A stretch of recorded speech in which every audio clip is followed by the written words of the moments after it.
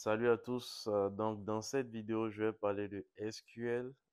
SQL signifie Structure Query Language.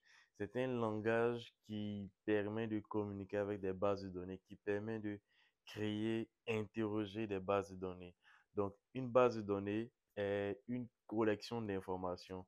Et à l'intérieur des bases de données, on trouve ce qu'on appelle des tables, qui sont constituées de colonnes. Donc, et chaque table contient des lignes d'information. Voilà. Donc, il y a une forte ressemblance entre base de données et Excel. Le fichier Excel est l'équivalent de la base de données. À l'intérieur du fichier Excel, on trouve des, des feuilles, ok, des feuilles de données. Et à l'intérieur de ces feuilles-là, on a des colonnes, on a des lignes. Donc, c'est la même chose qui se passe avec les bases de données euh, en informatique. Donc, pour démarrer, pour apprendre SQL, je recommande deux sites. Le premier site, c'est celui que vous voyez ici, sql.sh. Il est en français, donc voilà. Si vous parlez français, ce site est celui que je vais recommander. Il est simple, ok? Il est direct. Les instructions sont directes, les choses à comprendre sont directes avec des exemples, ok? Donc, ça, c'est la première suggestion. Ma deuxième suggestion est d'aller sur sql.sh. Je pense que je vais venir ici. Voilà. Donc, juste à l'accueil. Donc, plutôt W3C, W3 School. C'est le deuxième site sur lequel je recommande d'aller apprendre SQL. Il y a plein d'autres sites. Mais voici les deux principaux sites sur lesquels je recommande d'apprendre SQL. W3 School est bon dans le sens où les instructions sont directes, aussi simples à comprendre. J'ai vraiment appris beaucoup sur ce site-là. Il a vraiment beaucoup évolué au fil du temps. Et ici, bon, si vous n'avez pas de souci à lire en anglais, c'est le site que je vous recommande. Voilà, mais il est toujours possible de traduire carrément le site avec votre navigateur. Donc, par exemple, ici, dans W3 School, si vous voulez voir une instruction, je peux venir ici, par exemple, dans Syntax, dans SQL Syntax. Et si je fais Try it yourself, si je fais Try yourself, ça veut dire essayer vous-même. On me donne une interface où j'ai des bases de données. Ok, j'ai une base de données plutôt. Et à l'intérieur de cette base de données, j'ai des tables. Ok, voici les tables qui sont ici. Customer, categories, employee, other details. Et ici, je peux écrire mes requêtes SQL. Ok, c'est comme ça qu'on appelle ça, des requêtes SQL. Donc, par exemple, je peux explorer même ces tables qui sont ici, hein. Customers, je clique là-dessus, ça m'affiche le contenu de cette table en bas. Catégorie, je clique là-dessus, ça m'affiche aussi le contenu. Donc, je peux revenir ici.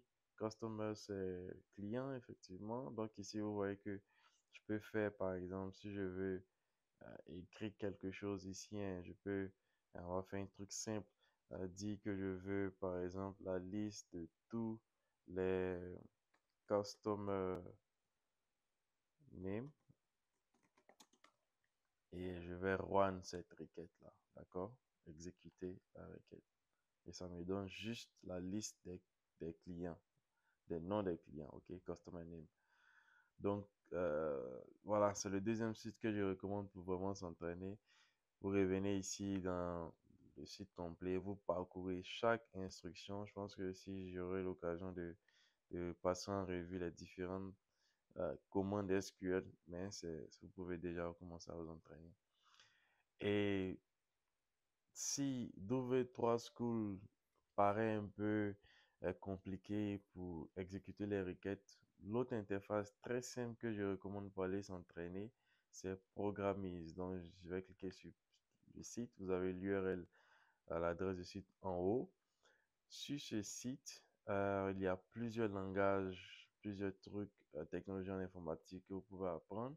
Ce qui nous intéresse ici, c'est SQL que vous voyez ici, là. Donc, je vais cliquer sur SQL. Et là, maintenant, je vais aller dans la partie SQL Editor. OK, éditeur SQL. Donc, ici, ce qu'ils ont fait, ils nous ont donné une interface très simplifiée. Je vais maximiser ici pour faire disparaître la publicité. Ils nous ont donné une interface très simplifiée où on a accès à trois tables, ok, sur la droite ici, Customers, Orders et puis Shipping. Et à gauche, on a une définition du schéma, ce qu'on appelle souvent le schéma de la base de données. Donc, on a une définition des différents tables. Ici, Customer, c'est la table, le nom de la table. Et Customer ID, ça, ce sont des champs, OK? Si vous voulez, les colonnes. Euh, et avec ces colonnes-là, ils ont aussi précisé les types de données. Hein? Donc, tout ça, je suppose que vous êtes un peu familier. Type de données, on aura peut-être l'occasion d'en parler. Donc, ici aussi, même principe, vous pouvez écrire une requête. Par exemple, ici, ils ont fait une requête de sélection. Select first name, et age euh, from customer, c'est-à-dire à partir de de la table customer. Moi, je peux ajouter country, donc virgule, country ici. Les résultats se trouvent en bas, ok? Ouais, output, ça c'est le résultat de la requête qui est en haut. Donc la requête qu'on a vue au départ, voici son résultat en bas, qui a listé les first name et puis age. Moi, je viens dire de m'ajouter aussi le country. Donc, si je run cette requête, run qui veut dire exécuter, si je run ça, vous allez voir que le résultat change. Donc, en plus de first name et age, ils ont aussi ajouté country, ok?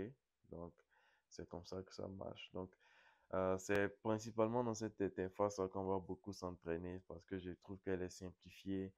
On voit en même temps le contenu de la table. Il n'y a pas beaucoup de données, d'informations. Donc, on arrive à bien percevoir le résultat.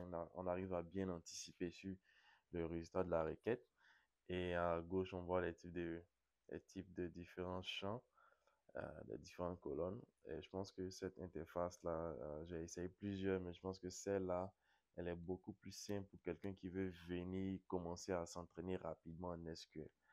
Voilà, donc voilà, c'est ce que je voulais dire dans cette vidéo d'introduction sur comment démarrer et commencer à s'entraîner sur SQL.